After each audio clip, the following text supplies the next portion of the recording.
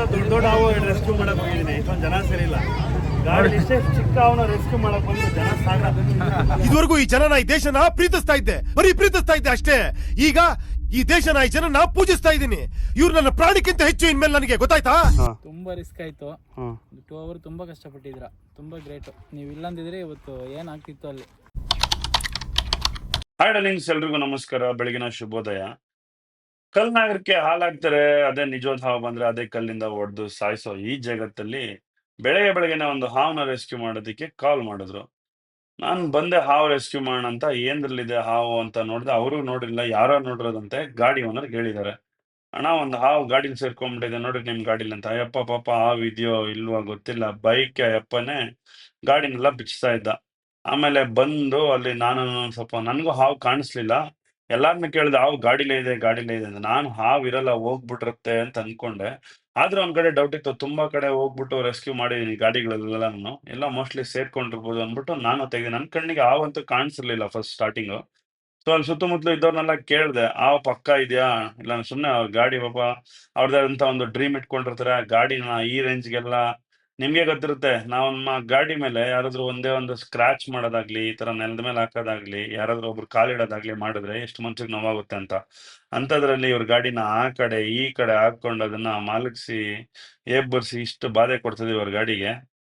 ಎಷ್ಟು ಬಾಧೆ ಆಗಿರುತ್ತೆ. ಎಷ್ಟೇ ಬಾಧೆ ಆದ್ರೂ ಪರವಾಗಿಲ್ಲ, ಆ ಹಾವು ಒಳಗಡೆ ಸೇರ್ಕೊಂಡ್ರೆ ಹಾವಿಗೆ ಯಾವುದೇ ಬಾಧೆ ಕೊಡಬಾರ್ದು ಅಂತ ತಗೊಂಡೋಗಿ ಬಿಟ್ಬಿಡೋಣ ಅಂತ ಅವರ ಮನೋಭಾವನೆ. ಸೊ ಹಂಗಾಗಿ ಹುಡುಕಿದಕ್ಕೆ ಲಾಸ್ಟ್ಗೆ ಡೂಮ್ ಅಲ್ಲಿತ್ತು ಹಾವು. ಮುಂದೆ ಹೆಡ್ಲೈಟ್ ಇರುತ್ತಲ್ವಾ, ಹೆಡ್ಲೈಟ್ಸ್ ಒಂದಲ್ಲಿ ಹಾವಿತ್ತು. ಸೊ ಅದನ್ನ ನೋಡಿದ್ವಿ, ಯಾವ ರೀತಿ ರೆಸ್ಕ್ಯೂ ಮಾಡೋದು, ಅದನ್ನ ಯಾವ ತರ ಬಿಚ್ಚೋದು ಅಂತ ಕ್ಲೀನಾಗಿ ಪ್ಲಾನ್ ಮಾಡಿದ್ವಿ. ನೋಡಿ ಪೂರ್ತಿ ವಿಡಿಯೋನ, ಅದನ್ನ ಹೆಂಗ್ ರೆಸ್ಕ್ಯೂ ಮಾಡ್ತೀನಿ, ಎಲ್ಲಿ ಸೇರ್ಕೊಳ್ಳುತ್ತದು, ಎಷ್ಟು ಕಷ್ಟಪಡ್ತೀನಿ, ಎಷ್ಟು ಅವರ್ನ ಅದನ್ನ ಕಷ್ಟಪಟ್ಟು ರೆಸ್ಕ್ಯೂ ಮಾಡ್ತೀನಿ ಅನ್ನೋದು ನೀವು ಪೂರ್ತಿ ವಿಡಿಯೋ ನೋಡಿ, ನಿಮಗೆ ಗೊತ್ತಾಗುತ್ತೆ. ಒಂದು ಹಾವು ಹಿಡಿಯೋದು ಏನು ಅಷ್ಟೊಂದು ಸಾಮಾನ್ಯ ಅಲ್ಲ. ಮಿಸ್ ಆದ್ರೆ ಯಾವ್ದೋ ಸೊಂದಲ್ಲಿರುತ್ತೆ, ಎಲ್ಲೋ ಬಂದು ಕೈ ಕಚ್ಬಿಡ್ತದೆ. ಅಂಥದ್ರಲ್ಲಿ ಇಷ್ಟೆಲ್ಲ ಕಷ್ಟಪಟ್ಟು ಒಂದು ಹಾವನ್ನ ರೆಸ್ಕ್ಯೂ ಮಾಡ್ತೀನಿ ಅಂತಂದ್ರೆ ದಯವಿಟ್ಟು ರೆಸ್ಪೆಕ್ಟ್ ಕೊಡಿ ಸ್ನೇಕ್ ರೆಸ್ಕ್ಯೂವರ್ಗೆ. ಇನ್ನು ಆದಷ್ಟು ಜನಕ್ಕೆ ಶೇರ್ ಮಾಡಿ. ನಾವು ಇಷ್ಟೆಲ್ಲ ರೆಸ್ಕ್ಯೂ ಮಾಡ್ಬೇಕಂತಂದ್ರೆ ಎಷ್ಟು ಕಷ್ಟಪಟ್ಟಿರ್ತೀವಿ, ಏನೇನ್ ಮಾಡ್ತೀವಿ ಅಂತ. ಒಂದು 2-3 ಅವರ್ ಕಷ್ಟಪಟ್ಟಿದ್ದೀವಿ ಹಾವನ್ನ ತೆಗೆಯೋದಕ್ಕೆ. ಡೂಮಲ್ಲಿ ಇದ್ದ ಹಾವನ್ನ ಹೋಗಿ ಕೆಳಗಡೆ ಎಲ್ಲೋ ಸೇರ್ಕೊಂಡು ಎಷ್ಟು ಕಷ್ಟಪಟ್ಟಿದೆ ಅಂದ್ರೆ ನೀವೇ ನೋಡ್ತಿದ್ದೀರ ಅವಾಗ್ಲಿಂದ. ಪೂರ್ತಿ ವಿಡಿಯೋ ನೋಡಿ, ಮತ್ತೆ ಪ್ರತಿಯೊಬ್ಬರಿಗೂ ಶೇರ್ ಮಾಡಿ. ಪ್ರತಿಯೊಬ್ಬರನ್ನು ಕೇಳ್ಕೊಳ್ತಾ ಇರ್ತೀನಿ, ಸೇವ್ ಅನಿಮಲ್ ಸೇವ್ ಎನ್ವೈರನ್ಮೆಂಟ್ ಅಂತ. ಅದ್ರ ಜೊತೆಗೆ ನೀವು ಹೋಗಿ ನಿಮ್ಮ ಪ್ರೊಫೈಲ್ ಅಲ್ಲಿ, ನಿಮ್ಮ ಇನ್ಸ್ಟಾಗ್ರಾಮ್ ಅಲ್ಲೋ ಇಲ್ಲ ನಿಮ್ಮ ಫ್ರೆಂಡ್ಸ್ಗೋ ಯಾರಿಗೋ ವಿಡಿಯೋನ ಶೇರ್ ಮಾಡಿ. ನಿಮ್ಮ ಇನ್ಸ್ಟಾಗ್ರಾಮ್ ಅಲ್ಲಿ ಇದ್ರೆ ನೀವು ಇನ್ಸ್ಟಾಗ್ರಾಮ್ ಅಲ್ಲಿ ಒಂದು ಸ್ಟೋರಿ ಹಾಕೊಂಡ್ರೆ ನನಗಿನ್ನೂ ತುಂಬಾನೇ ಹೆಲ್ಪ್ಫುಲ್ ಆಗುತ್ತೆ. ಇನ್ನೂ ಹಲವಾರು ಜನಕ್ಕೆ ಗೊತ್ತಾಗುತ್ತೆ, ಈ ತರ ಬಂದ್ಬಿಟ್ಟು ಯಾವುದೇ ಒಂದು ಹಾವನ್ನ ಹೊಡಿಬಾರ್ದು, ಸಾಯಿಸ್ಬಾರ್ದು ಅಂತ.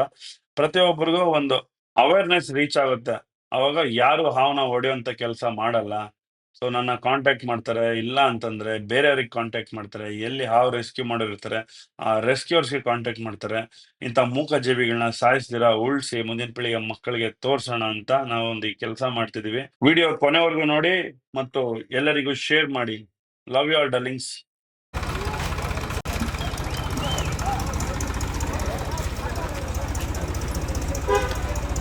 ಎಲ್ಲೂ ಜಾಗ ಸಿಗಲಿಲ್ಲ ಅದಕ್ಕೆ.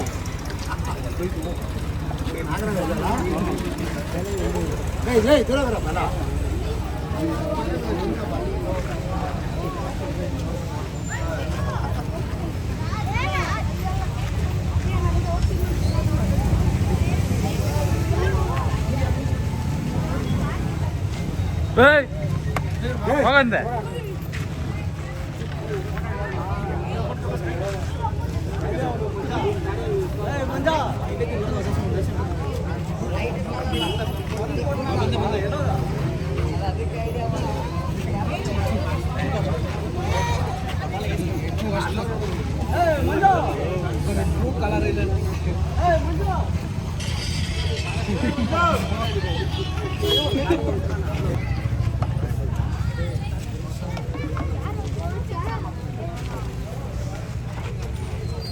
ಕೆಳಗೆ ಹೋಗ್ಬೋದು.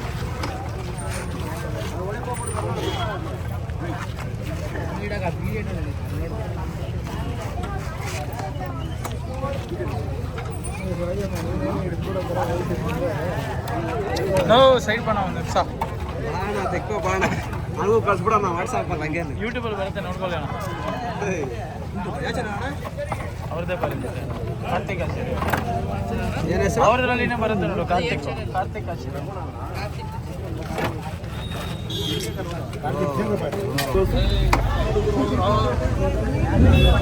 ಹುಡುಗರು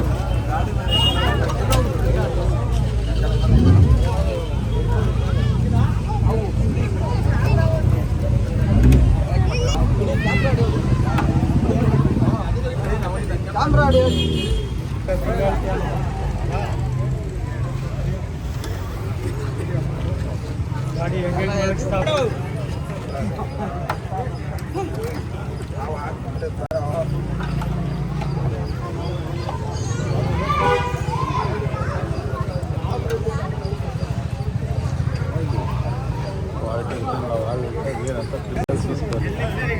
ಎಂತೆಂಥ ದೊಡ್ಡ ದೊಡ್ಡ ಹಾವು ರೆಸ್ಕ್ಯೂ ಮಾಡಕ್ ಹೋಗಿದ್ದೀನಿ, ಇಷ್ಟೊಂದು ಜನ ಸೇರಿಲ್ಲ.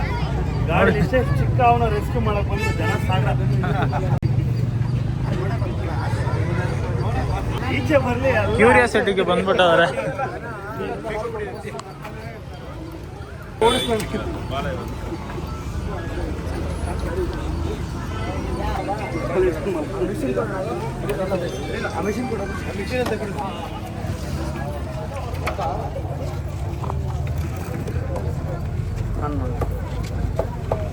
ಅಲ್ಲ ಬೇರೆ ಎಲ್ಲೋ ಜಾಗ ಸಿಕ್ಕಿಲ್ಲಪ್ಪ ನಿಂಗೆ, ಹೋಗಿ ಹೋಗಿ ಇಲ್ಲಿ ಸೇರ್ಕೊಂಡಿದ್ಯಾ?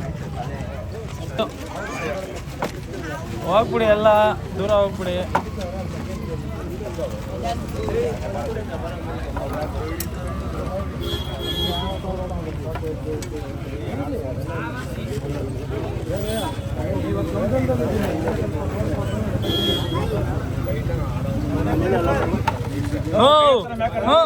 ಹೋಗಿ ಹಿಂದೆ ಹೋಗಿ.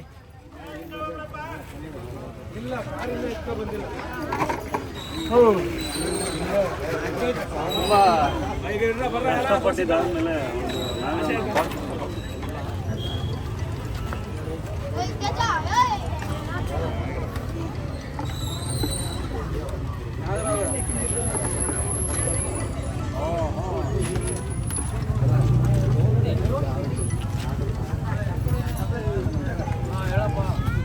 ಪ್ರತಿಯೊಬ್ಬರನ್ನು ಕೇಳ್ಕೊಳ್ತಿರ್ತೀನಿ, ಸೇವ್ ಅನಿಮಲ್ ಸೇವ್ ಎನ್ವೈರನ್ಮೆಂಟ್, ಅವುಗಳನ್ನ ನೋಡಿಸಿ ಪ್ರಾಣಿಗಳನ್ನ ಬೆಳೆಸಿ.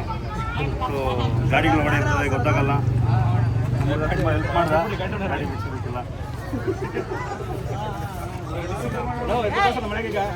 ಏನೋ ಅನಿಸ್ತಿತ್ತು ಗಾಡಿ ನಿಂಗೆ ಹಾವು ಸಿಕ್ಕಿಲ್ಲ ನಿನಗೆ? ಹಾಂ, ಗಾಡಿ ಎತ್ಕೊಂಡು ಹೋಗ್ತಿದ್ದ?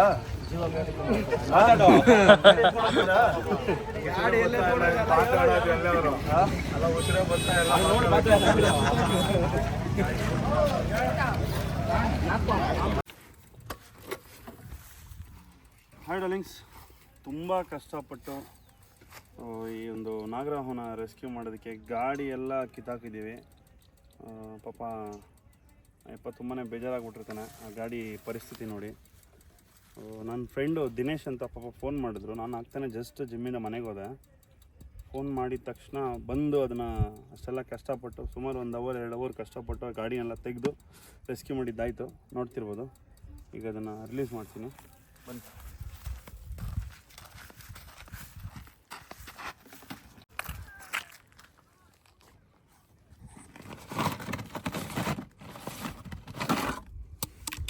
ಸೊ ಇವರೇ ದಿನೇಶು, ನನ್ನ ಕರೆದಿದ್ದು ಸ್ನೇಕ್ ರೆಸ್ಕ್ಯೂ ಮಾಡೋಕ್ಕೆ.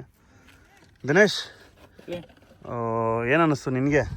ನನಗೆ ಏನು ಅನಿಸುತ್ತೆ ಅಂದರೆ, ಆ ಗಾಡಿ ಅಂತ ಫುಲ್ಲು ಹೋಯ್ತು, ತುಂಬ ರಿಸ್ಕ್ ಆಯಿತು. 2 ಅವರ್ ತುಂಬ ಕಷ್ಟಪಟ್ಟಿದ್ದೀರಾ, ತುಂಬ ಗ್ರೇಟು. ನೀವು ಇಲ್ಲಂದಿದ್ರೆ ಇವತ್ತು ಏನಾಗ್ತಿತ್ತು ಅಲ್ಲಿ. ತುಂಬ ರಿಸ್ಕ್. ಅವರು ತುಂಬ ಎದುರ್ಕೊಂಡಿದ್ರು ಗಾಡಿ ಓನರು.